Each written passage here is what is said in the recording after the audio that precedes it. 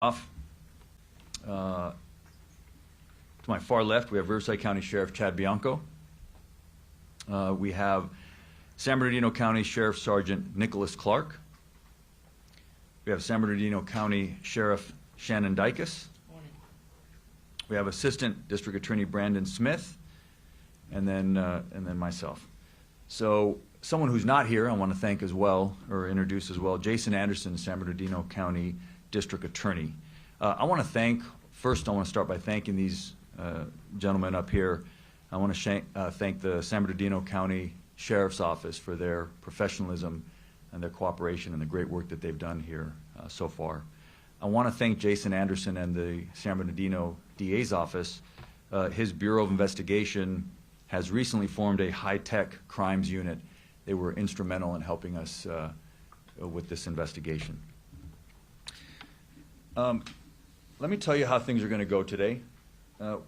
There's going to be several individuals that make statements up here, and then when we're all done with the short statements, I will come back up and we will have a question and answer. I will take questions. I will take all of your questions till there are no more questions. Having said that, there's a lot that we can't say, that I can't say, that nobody up here can say.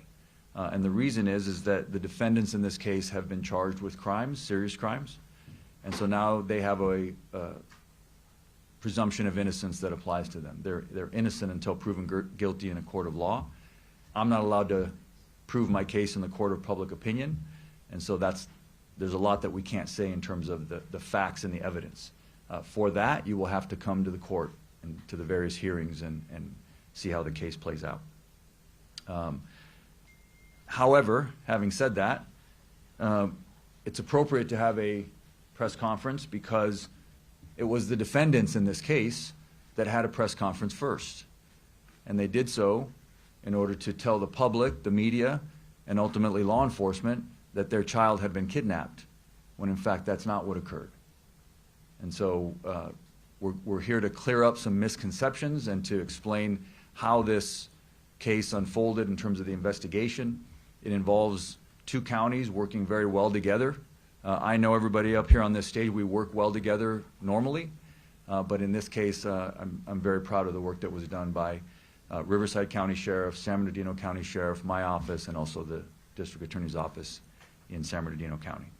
All right, so we'll go ahead and kick this off. I'm going to bring up first San Bernardino County Sheriff Shannon Dykes. Thank you, Mike. To Mike's point, I want to thank all of you in the media for covering this, specifically the parents' initial statements to the public while we were trying to find Emmanuel. They became critical as we continued through this investigation. But I want to talk about a little bit about the process because we've seen a number of questions related to Amber Alerts and things like that. So I hope when I finish this that everybody understand kind of the course of the investigation. But the investigation started for us on August 14th when Emmanuel Haro reported that her son had been kidnapped.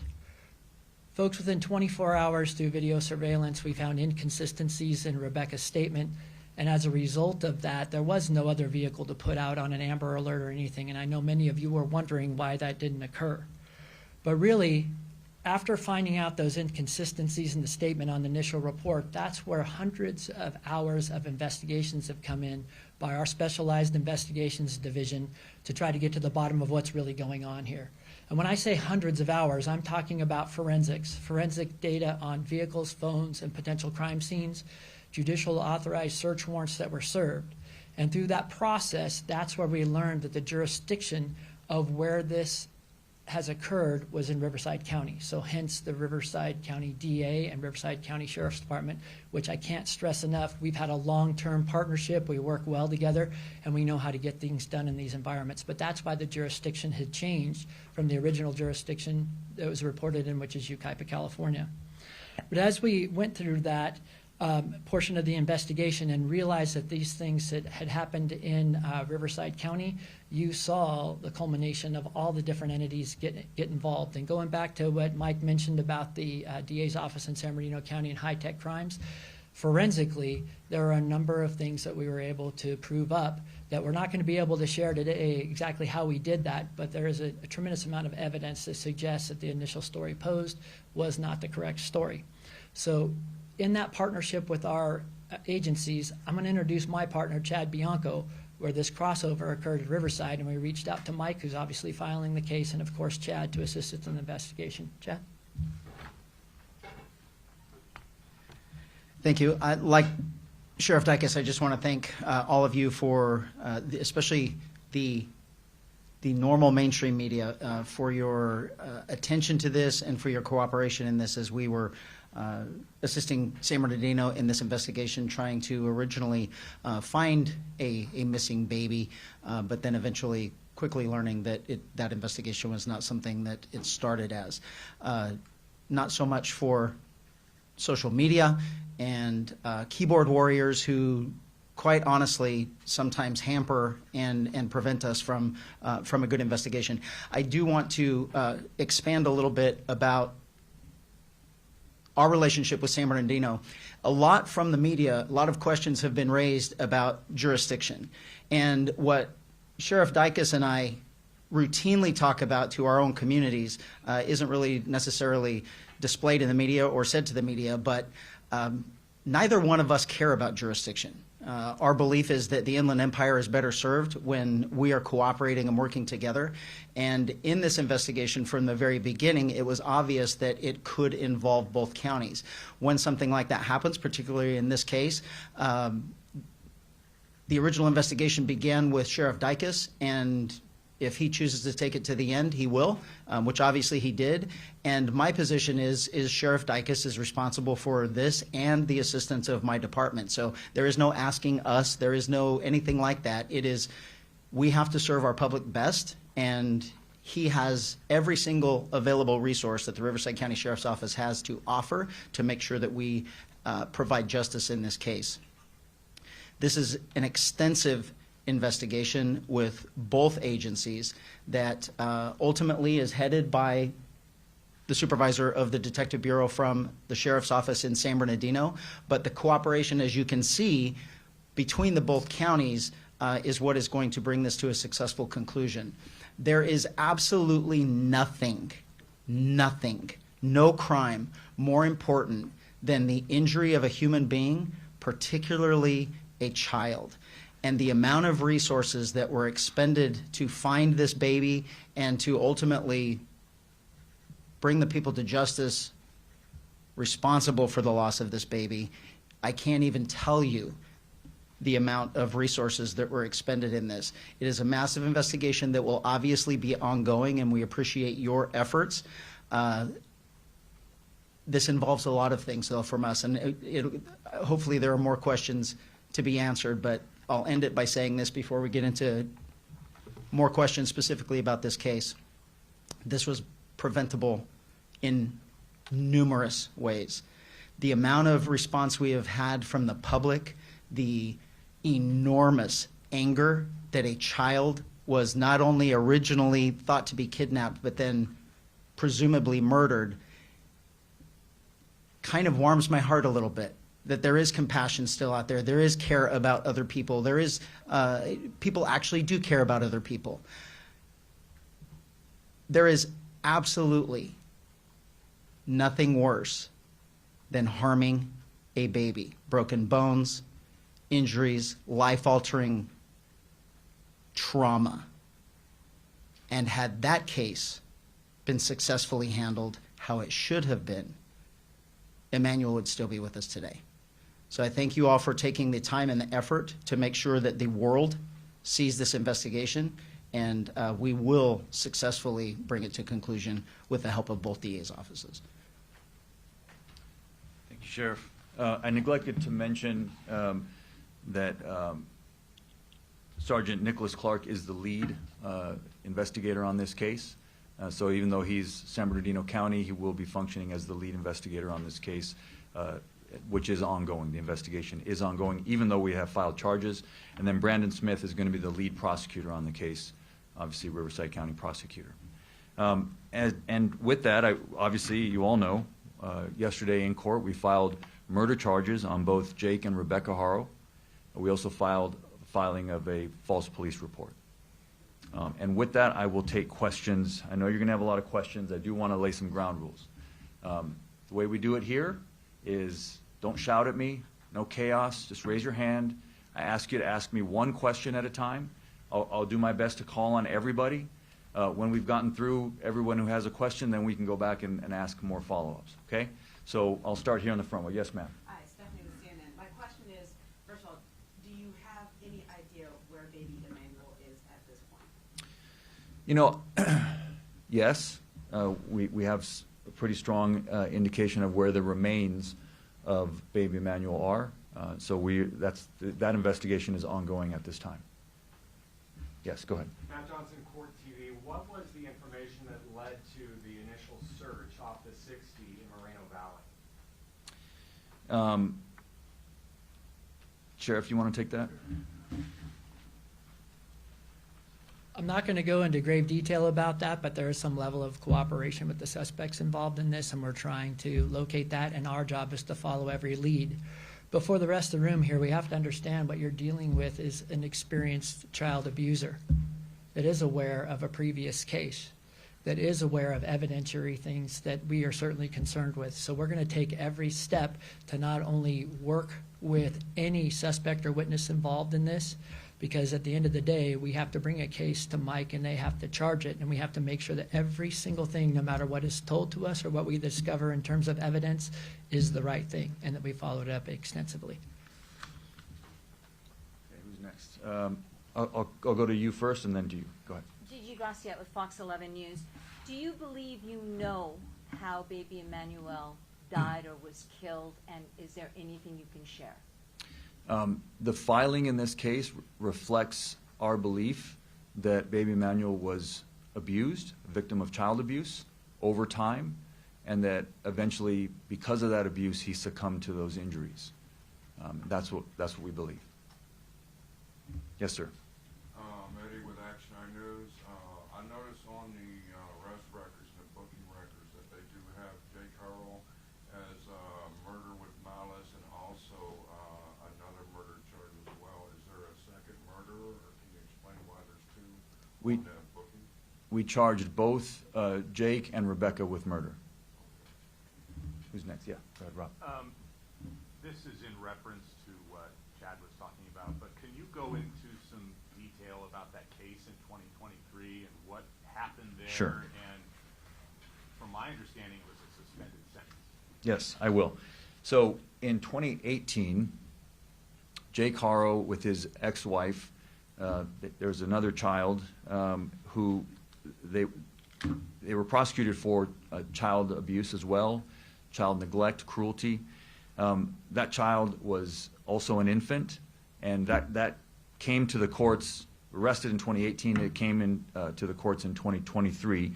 We had charged various felony crimes, child abuse, child cruelty, and our indication or what we wanted out of the case was prison. We believed it was a prison case and that Jake Haro should have gone to prison. Jake Haro pled straight up to the court, which sometimes reporters get this wrong, and you call it a plea bargain. Judges are not allowed to plea bargain. Defendants can plea bargain with the prosecutor, but when a defendant pleads up to the court, they plead to everything that they've been charged with, and they're essentially throwing themselves on the mercy of the court. In this case, a judge here in Riverside County, happened to have been a visiting judge from San Bernardino County, gave Mr. Haro a suspended sentence, which means, if I can translate for you what that is, it means that instead of sending him to prison, he chose to give him probation and suspend prison time sort of over his head, meaning that if he violated his probation, he would then go to prison. My prosecutor in the courtroom objected to that and said on the record, we object, we think it's a prison case, you should send him to prison. And the judge decided, as is the judge's right to do in that case, he decided that Mr. Haro deserved an extra break and gave him probation and basically 180 days of work release, which ends up being like community service.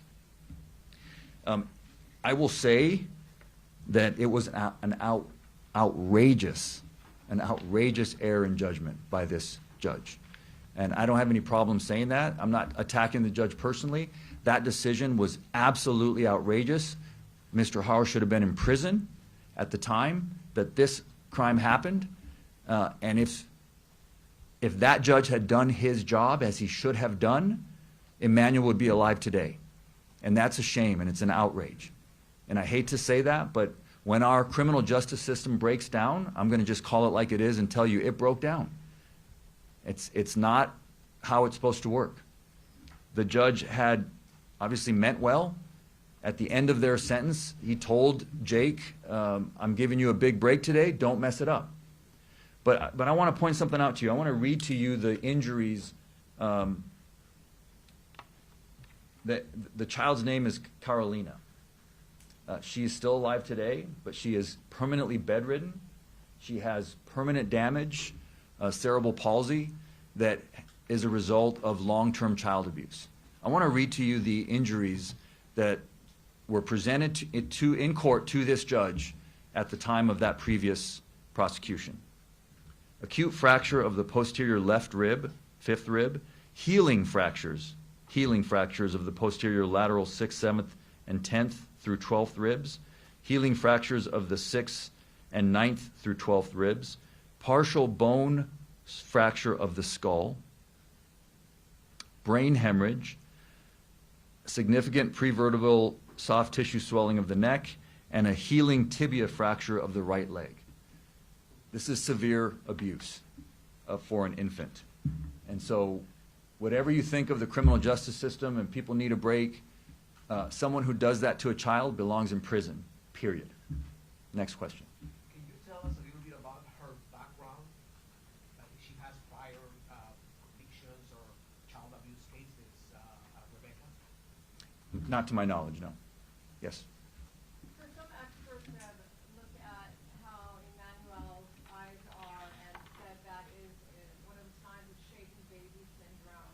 Do you believe that he has been responding the way he is in videos and does have the eye, I guess lazy eye for lack of a better word? Do you believe that he was shaken before and after the baby? You know, I'm not going to, I can't speculate. I'll repeat what I already said. We believe that Emmanuel was severely abused over a period of time, and that's the reason for the filing, the way it was, is that he was abused over a period of time. Both parents would have been aware of that abuse. I've already called on you, so I'm going to exhaust. Yes, sir. Sir, forgive me. I'm Mendoyoso on the tira. I've been working this case diligently. I have a two-part question. No, one question, sir. Okay, One question. One question, thank you. Since you said that you do know where the remains are, can you I didn't tell say us- that, sir. I'm sorry, forgive me. I didn't say I know where the remains are. Can you tell us, in fact, a little bit more detail so that if you do know anything, so I can stop looking? Please? Because I'm in this every day. No disrespect, trust me, I understand who you are. But can you please, if you have information here where you know something, can you please, so I can get some rest? Well, you should get some rest, sir. Thank you. You should get some rest. But no, I can't share with you anything. That's fine. Look, there are professionals that are looking for the remains of this child. If the public has any information, then we ask for their help. So we don't know exactly where the remains are. We have some ideas in terms of where we're going to look and where we're going to continue to investigate. Yes, sir, all the way in the back. Can you please elaborate more on how you suspect that baby Emmanuel has been abused over a period of time? No, I'm not going to do that. That's unfortunately, I understand it's an obvious question, but I just can't go into it. Those are things that the evidence will be presented in court, and I'll have to wait till we do that. Who's next? Yes, sir. Can you explain, I know they both have charges filed against them, but do you believe that Jake or Rebecca and both were actively involved in abusing Emmanuel, or like was she just complicit in what he was doing, or the other way around? Can you explain any more of that?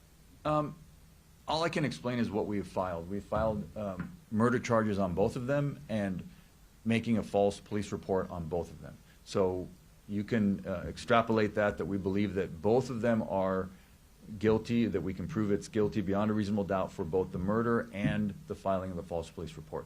You know, how it breaks down as to who did what, that also has to wait for the trial. So let me go this way. Okay. Procurador, básicamente, si nos puede hablar exactamente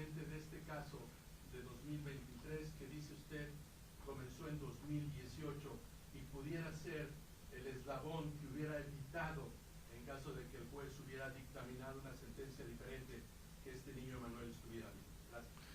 Pues ya dije lo que puedo decir, fue una tragedia increíble y no hubiera sucedido. El juez hizo un gran error y juzgó mal y el sistema se quebró ese día. Jueces, fiscales, defensores, todos tenemos un deber y tenemos que hacer nuestro deber en nuestro trabajo. Todo lo que puedo decir. Pero básicamente no debió de haberle dado la libertad bajo palabra. Claro que no. Le dio libertad condicional y esto fue un caso de prisión. Cuando uno hace daño así a un niño, debería ir a prisión. Eso es lo que dice la ley. La ley dice que la sentencia debe ser prisión por crímenes de este nivel de gravedad. Y en este caso le dio probation. Okay. Let me go to you. I haven't called on you yet. According to News Nation, there's been rumors that Emmanuel has been seen for days or even weeks prior to August 14th. Can you speak to that at all? No, unfortunately I can't. That has to wait for the trial to come out. Yes, sir. Jim Davidson, the Key News Network.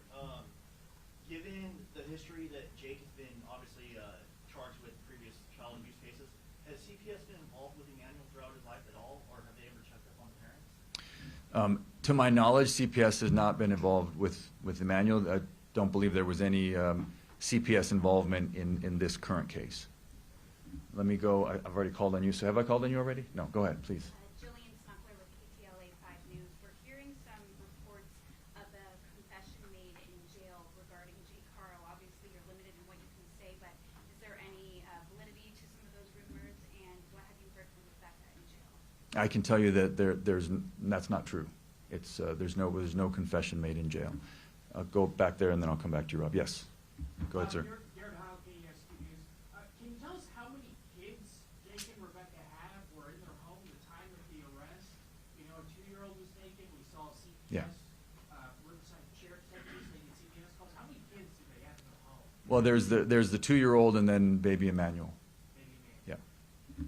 Going back there. Yes, ma'am. Yeah. Yeah, Joy Benedict, KCAL News. My question is, how difficult is it going to be to try this case without finding baby Emmanuel?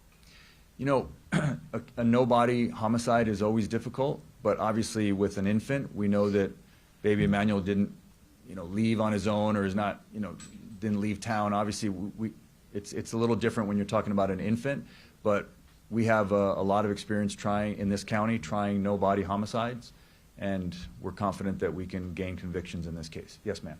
Can you tell us more about the search on Sunday? What led to that field and why that area? Well, I think Sheriff Dyke has already explained that. He answered that question by saying there's been a level of cooperation with the defendants, so that's why they went to that area. But beyond that, that's all I can say. Yes, ma'am. Okay, so I think the obvious question is, what happened then? I mean, we did hear those reports. My coworkers just asked about the jail confession. Your authorities used a fake inmate to get information, and the father confessed that. Well, see, that's not true. So I don't know where you. Well, no. See, this is what happens when you've got all these folks out there online and these keyboard warriors. You get a lot of misinformation, and what you just said is not true. It's misinformation. So that's what I'll tell you did not happen. Okay, but Okay? you can't say what. There's no information as I can't talk about the facts of the case. Well, no, I'm giving you information about baby Emmanuel. I'm giving you information about the cases and the investigation, but what you just said did not happen. And so, that's not. I can't be responsible for when you guys get it wrong. Go ahead. I know you have not found the remains yet, but based on the level of cooperation of the suspects and what you know so far, is the strong likelihood that the remains were, at least at one point, in the Badlands General?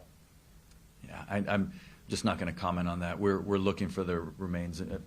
These investigation is continuing. We're hoping to find the remains of baby Emmanuel. Yeah, please, Sheriff. This is to that and to the question before. A problem that we are having in this, based even on the question that was asked 2 questions ago, is someone posts something on social media and then you all believe that it's true.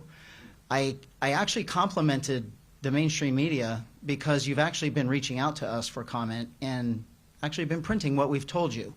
It hasn't been the sensationalism and the wants for clicks for social media. And that is doing nothing but harming this investigation. And when you form your opinion and come in here and ask questions like that, you're not serving the public in any way. The question way earlier, get some rest. There should be no one out there looking for baby Emmanuel except for us, because all you're going to do is complicate things in the future. And the one thing that I emphasize that I want to make it clear here, the reason this is happening relatively quickly and the reason why we got such a handle on this fast is I believe that the Inland Empire is served better by their 2 sheriff's offices than any place in the state. And this particular case doubled its efforts. So instead of having 4,500 people looking for baby Emmanuel, you had 9,000. And so how did we get all of this information? It's called investigation. And we have 2 entire departments doing nothing but sifting through evidence, searching for evidence, trying to figure out what happened, who was responsible, and how we're going to successfully prosecute it. And misinformation, lies, and purposeful misdirection is going to do nothing but harm this investigation. And I am begging all of you with cameras out here, don't be a part of it. Can I ask you one in Spanish? I waste mine in English. I know you speak very You wasted yours in English? I'll get back to you. I'll get back to you. No, I've already called on you. I'll go ahead. I started with you. Go ahead. Go ahead. And actually, it was for Sheriff Bianco. I just wanted to follow up with you because the way you were talking so impassioned about what should never happen is that injury to a child. How does this compare to other things that you've seen? You mentioned broken bones in children. You impact me by the way you said that. So I wanted to know how this impacted you. So I have to, cops get a bad rap of being just heartless souls. I will tell you that most police officers are parents, either dads or moms. And there is nothing more traumatic for us to go through than an injury, a death, or harm to a child. Nothing. And there is absolutely nothing that we want more than to bring these investigations to a successful conclusion. And when we talk about why we're here in the first place, that we believe someone murdered baby Emmanuel, who should still be in prison, but we have this unbelievable love for criminals, believing that they're somehow victims, and now we're all traumatized by it. We were all in this room a couple of years ago when I had a deputy murdered because someone was out on the street that should have been life in prison, but a judge let them go. We have an absolute breakdown of the justice system, and we are not preventing other children from being harmed when someone like Jake is allowed to be out on the streets harming children. And so the anger that I have, the frustration that I have, then combined with the misinformation and everything else, when for all of us and our employees, there is nothing more important to us than the death of a human, particularly a child. Okay. I'm going to work the back. Yes, sir. What kind of evidence did investigators have that led to the arrest of the parents without having the body? Well, we've got a lot of evidence. We're going to have to play that out in court. I can't lay it out here today. Okay, so yes, right next to him. Will we see the arrest warrant today, and why or why not? And also, I'll just need answer in Spanish as well. I don't know if we're going to see the arrest warrant today. So that's a pretty short answer for Spanish. So yeah. Just to, oh, Go, sorry. go ahead, Just sir. to, go ahead. Go ahead, and then I'll come back to you. As far as the timeline, do you believe that baby Emmanuel was alive when the parents came forward to report that he was missing? I just can't say. I'm not going to give a timeline. Obviously, baby Emmanuel, we have a theory as to when his death occurred. So, and then I've also shared that we believe that when the parents came forward, it was to tell the public something that wasn't true. Go on which way? Go ahead. Are relatives in this case cooperating? And if possible, can you tell us if they're shedding light there's a lot of witnesses. Investigators are tracking down every lead. I'm not going to focus in on who's a relative and who isn't. There's a lot of witnesses in the case that are shedding light. Yes, ma'am. Hi, Keith. You said that you are the only people that should be looking for baby Emmanuel. What area are you focusing on, and what's the manpower behind that right now? Because you went out there today and didn't see anybody in the areas that you were searching for. Right. So I'm not going to say, as Sheriff Bianco just mentioned, when you have members of the public that are out there doing their own searches, all it does is potentially prejudice and damage the case. So please, let the sheriff's departments do their job. They know how to do this, right? We're helping with them, anything they need from us, but they are the ones driving this investigation, and they will track down every lead. I have all the confidence in both of these great sheriffs and their great departments. Are they out there today, is what I'm saying? This investigation is ongoing, yes. Yes, ma'am. In an effort to dispel all of that misinformation that we're seeing on social media, has a plea deal been offered to either Jake or Rebecca? Is that a possibility, and is this a death penalty case? It's not a death penalty case. We did not and were not able to file special circumstances, and that's what would be required to be eligible for the death penalty. This is, we filed 2 counts of homicide, which in this case is murder, against both Jake and Rebecca. So not a death penalty case. What was the other? Has a plea deal been offered No. to either one, and is that still a possibility? No. No. We're not interested in a plea bargain with these individuals. We're interested in a trial and getting to justice. Yes, sir. Where are we in terms of representation for these defendants? I don't know. Yeah. I don't know. That's not something that I have any knowledge of. Going back, yes, ma'am. Is there a chance that you may not find baby Emmanuel's body if he's out in the wilderness or wild animals, you know, other things could happen? Is there a chance you may not find his remains? I think you just answered your own question. Of course. This is an investigation. We're searching for evidence. We've got 2 great sheriff's departments doing what they do best. So if there's a chance to find baby Emmanuel's remains, these men and women of these 2 agencies will do it. Yes, sir. ¿Nos podría dar una sinopsis de lo que estamos haciendo hoy día aquí, lo que está anunciando, y especialmente que me hable de por qué está convencido de que Manuel fue abusado por un largo tiempo, por favor? Estamos aquí porque estamos acusando formalmente a Jake y Rebecca Haro de homicidio y de presentar un reporte falso a la policía. Los padres del bebé de 7 meses permanecen detenidos bajo una fianza de $1 millón. Y más de eso no puedo comentar, porque no puedo hablar sobre la evidencia en el caso, porque eso tiene que suceder en un tribunal, en corte. ¿Puede hablar de que ustedes están convencidos de que Manuel fue abusado por un largo periodo de tiempo? No puedo comentar. No, dije que sí, estamos convencidos que el bebé fue abusado por un periodo de tiempo, o sea, tiene 7 meses, o sea, sobre su vida de 7 meses, que fue abusado sobre tiempo. Yes, sir. Two quick questions. One, it was reported by a Riverside sheriff that the day before the arrest, Riverside sheriff responded to a child abuse report on Moreno Valley, Cottonwood, Spirit, and Stoke, and fully connected to this case.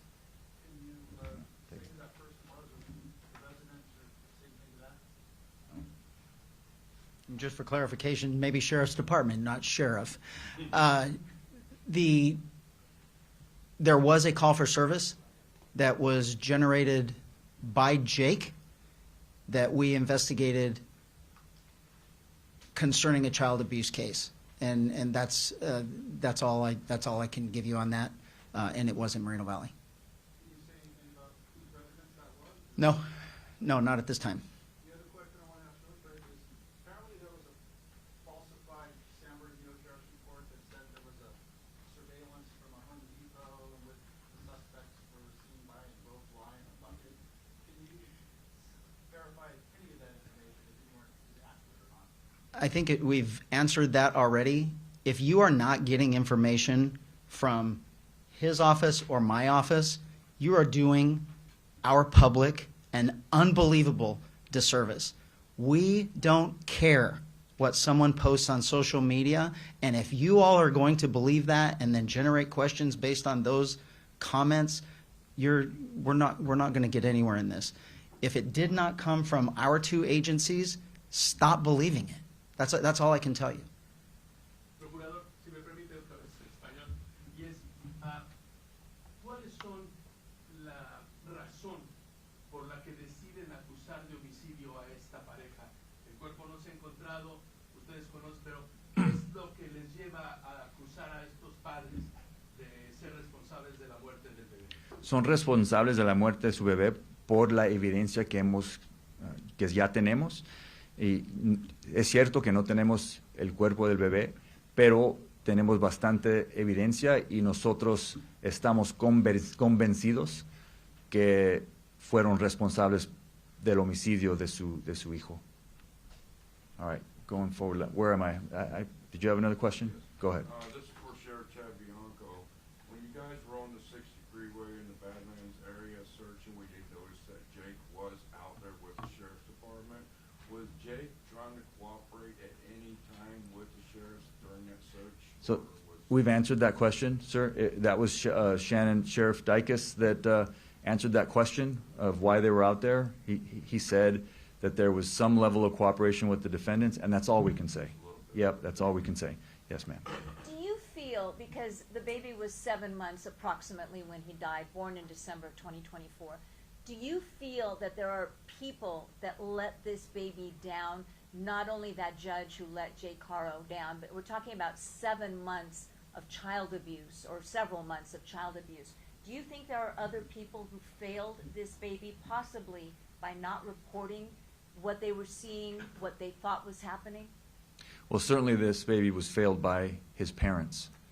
So that's first and foremost. So yes, beyond that, I can't comment. But yes, everybody failed this baby that was close to him. Yes. There's still some interest, it sounds, and some confusion among the public about what evidence factored into the charges being filed. I believe the Sheriff Dykes in the beginning mentioned the high-tech team in San Bernardino County. Maybe if you could help us understand a little bit what role that team played. There was also mention of search warrant for cars and phones. Yeah. Technological search and seizure factor into this? So I can't comment on the evidence in this case, but what I can tell you is that modern homicide investigations are very tech-heavy. And we have two very modern, cutting-edge sheriff's departments in Riverside County and in San Bernardino County. And so, yes, what you mentioned was the high-tech crimes unit of the San Bernardino DA's office, their Bureau of Investigation. They assisted, and beyond that, I can't say what they found. That can't get into the evidence. But yeah, this case is going to be built on, like almost all homicide cases now, electronic, digital evidence. It all comes into play. Go ahead. Did the family ever seek medical attention for baby Emmanuel since he was born to the day he was missing? I can't comment on that. Sorry. Yes, ma'am. What's next? What's next is, first and foremost, the investigation will continue, and it's led by the San Bernardino Sheriff's Department, and then also Riverside County Sheriff's Department assisting, and then the prosecution will begin. We've filed the case. The case will begin to work its way through the criminal justice system here in Riverside County. Other folks? Yes, we're coming to the end here, I think. Go ahead. This info, the grandmother as well, may be being involved. Can we expect any more arrests, or are you looking at anybody else responsible? Not at this time, no, we're not looking at anybody else. We believe that this is the filings in court that will be in this case. Now, that could change if new evidence comes in. Yes, sir. Did the house fire next door have anything to do with this, or is it completely unrelated? I'm not aware of a house fire next door. So, yes, sir. The 2-year-old daughter that was taken by Child Protective Services, I'm assuming, was there any signs of abuse, either current or prior?